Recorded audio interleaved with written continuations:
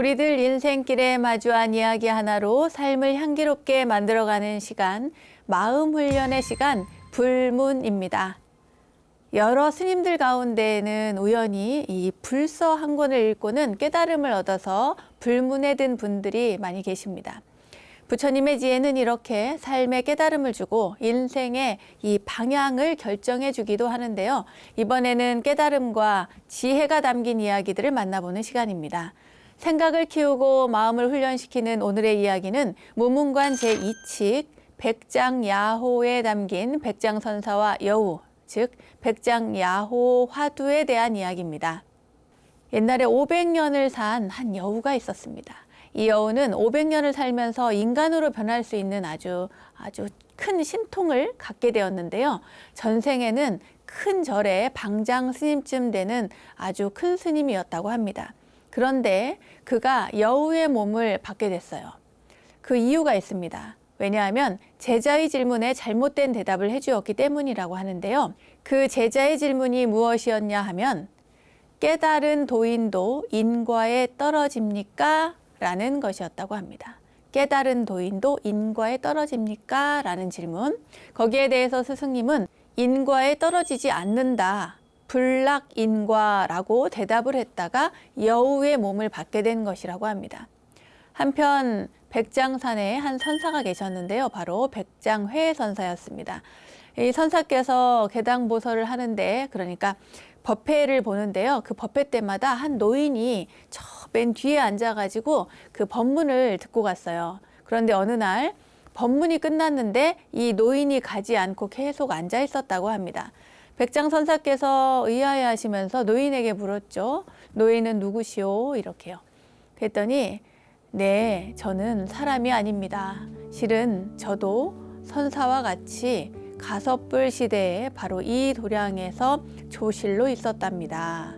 그런데 어느 날 학인 하나가 묻기를 대수행인도 인과에 떨어집니까? 라고 하기에 인과에 떨어지지 않는다. 불락인과라고 대답했다가 이렇게 여우의 몸을 받아서 500생 동안 살고 있습니다.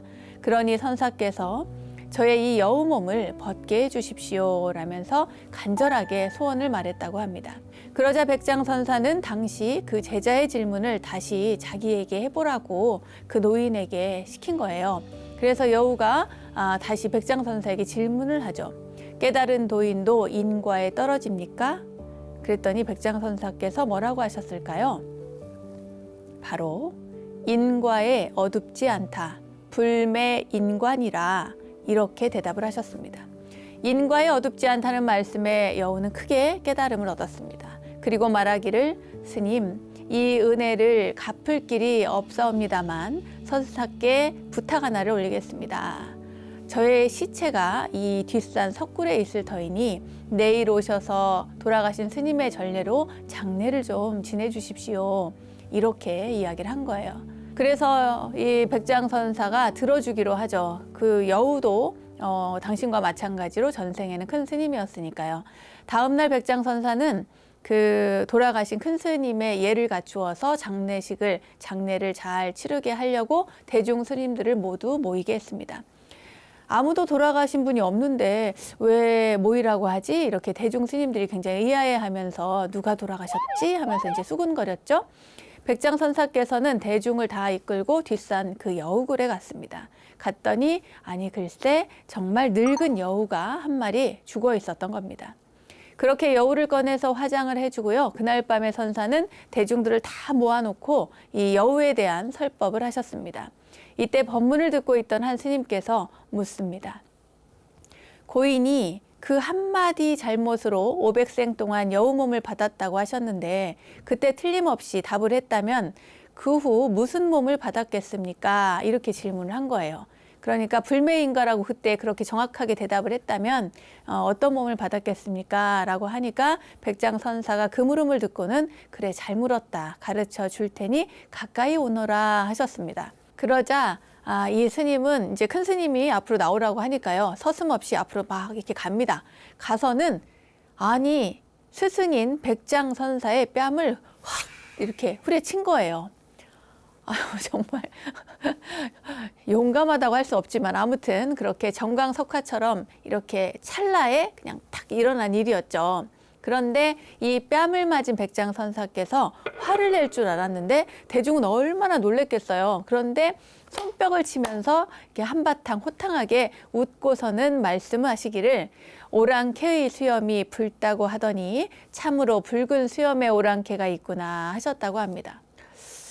이게 뭔 말일까요? 네. 사실 큰 스님께서 백장선사가 이렇게 뺨을 맞은 이야기, 그리고 뺨을 맞고 이렇게 박수를 치면서 호탕하게 정말 말하자면 인가를 한 것 같은 그런 내용의 이야기는 저도 잘 무슨 의미인지 모르겠습니다. 하지만 불락인과와 불매인과, 그러니까 이 화두 자체는 불락인과와 불매인과라고 하는 그 단어에 대한 의미, 그것을 자꾸 무엇이 다른가라고 하고 생각을 해보는 건데요. 여러분들의 생각은 어떠신지 모르겠습니다. 그러나 깨달은 사람이건 깨닫지 않은 사람이건 인과에 떨어지는 것인가, 인과에 어둡지 않은 것인가 관계없이 그 본인이 지은 업대로 그 결과를 맞는다는 것에는 변함이 없을 것 같습니다. 이 세상 그 어디를 가도 어디에 숨어도 내가 지은 업은, 내가 지은 그 과보는 반드시 따라오는 것이기 때문에 이 화두는 굉장히 중요하다고 생각합니다. 우리가 불교 공부를 열심히 하고 또 지금도 이렇게 원불대를 통해서 공부하시는 여러분, 저도 마찬가지입니다만 우리가 모두 공부를 하는 것은 인과에 어둡지 않게 되기 위해서입니다. 인과에 떨어지지 않는다라고 하는 것과 어둡지 않다라고 하는 건 천지 차이죠. 이 불매인과의 이야기 여러분 유념하시고요. 우리 모두 열심히 공부합시다. 자, 그럼 여러분께 다시 묻겠습니다. 인과에 떨어지지 않는다. 불락인과인가요? 인과에 어둡지 않다. 불매인과인가요?